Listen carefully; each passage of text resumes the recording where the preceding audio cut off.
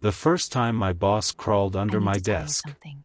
It's urgent. I thought I What, was about here? to get fired. Delete it My now, heart before they started trace it. racing.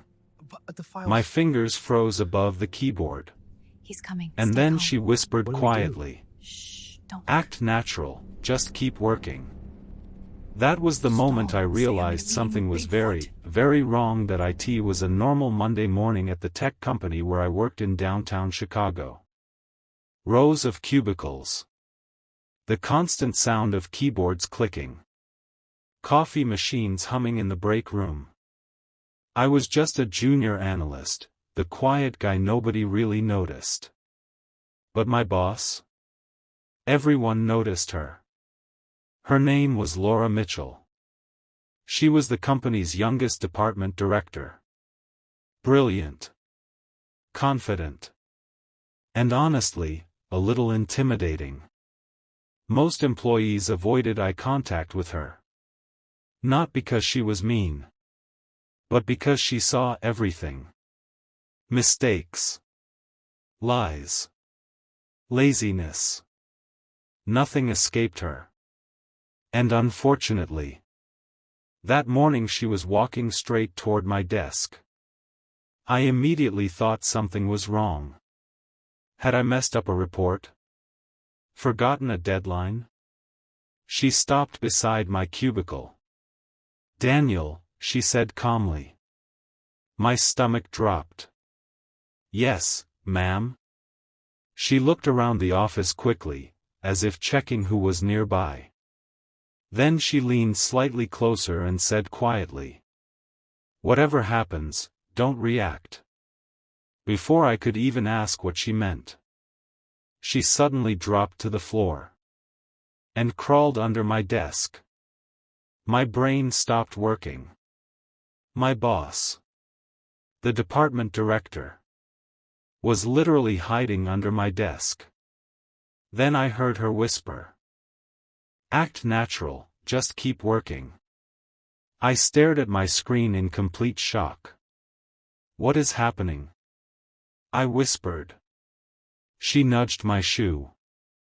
"Someone dangerous just walked into the building." My heart started pounding. "What do you mean dangerous?" But before she could answer, a loud voice echoed across the office. "Good morning, everyone." The entire office suddenly went silent. I slowly looked up.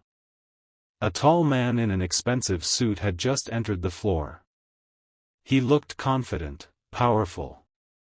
And somehow, everyone looked nervous. "Who is that?"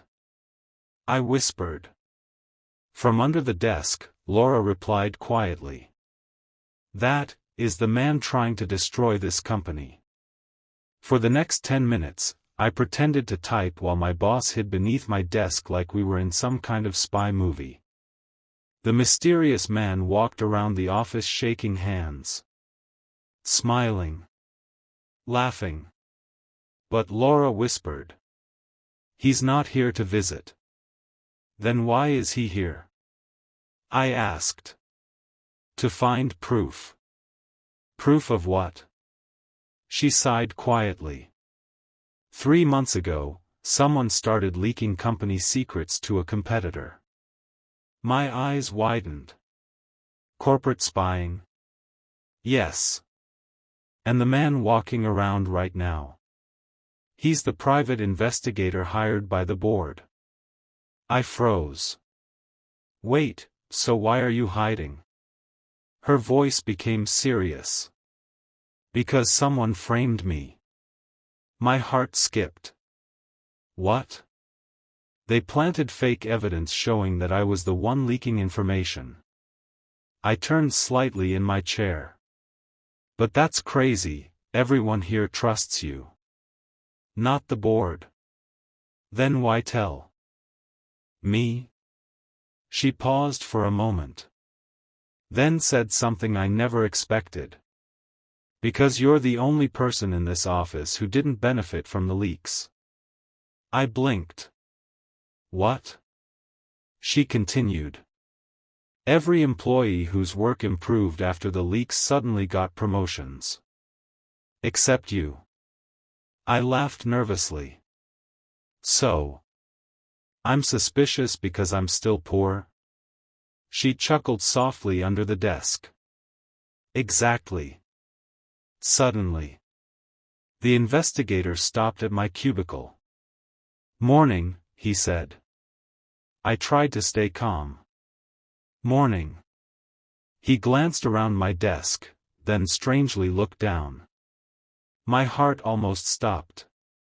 Was he going to see her? Then he asked. You work under Laura Mitchell, right? Yes. How is she as a boss? Under the desk, Laura gently kicked my shoe. I understood the message. Be careful. I replied honestly. She's the most honest person in this company. The investigator studied my face carefully.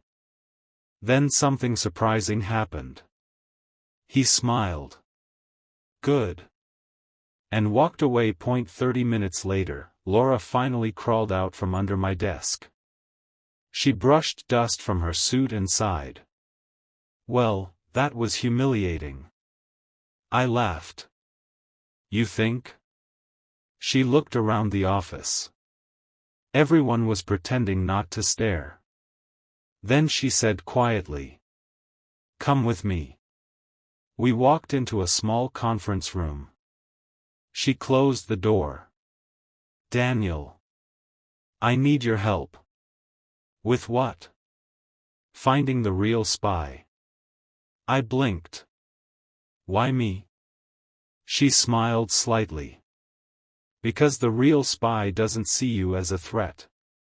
That afternoon, we reviewed security logs, emails, meeting schedules. And slowly, a pattern appeared. Every leak happened after one specific person accessed the files. And that person was the company's vice president. Laura immediately called the investigator. Within an hour, security escorted the VP out of the building. The real spy was caught. The board cleared Laura's name that same day. Life at the office slowly returned to normal. The vice president who had been leaking company secrets was gone. Laura Mitchell's reputation was restored. And somehow, I had been promoted. For the first time since I started working there, people actually noticed me. Coworkers who never spoke to me before suddenly asked for my opinion. Managers invited me into meetings. Even the CEO nodded when he passed my desk. But one thing still felt strange. Laura was acting different. Not distant, but thoughtful. Like she was constantly deciding whether or not to tell me something. And then one evening, as the office slowly emptied, she walked to my desk again. Daniel, she said. I looked up. Yeah. Do you have a minute? Something about her voice felt serious. We walked into the same conference room where we had uncovered the spy. She closed the door behind us. Then she sat down across from me. For a moment, she just looked at the table, thinking. Finally she spoke. There's something I didn't tell you that day. I raised an eyebrow. About the spy? She shook her head slowly. No, about why I trusted you. I leaned back in my chair. I thought it was because I didn't get a promotion. She smiled faintly. That was part of it. Then what else? She opened her laptop and turned it toward me. On the screen was a security recording from 2 weeks earlier. I watched the video carefully. It showed the office late at night. Most of the lights were off. Then the door opened. Someone walked in. It was me. I frowned. Why were you watching me? Keep watching. In the video, I walked to my desk, opened my laptop, and began working. The timestamp showed 11:48 p.m. I remembered that night. A deadline had been coming up, so I stayed late to finish reports. But then something else happened in the video. Another person entered the office quietly. It was the vice president.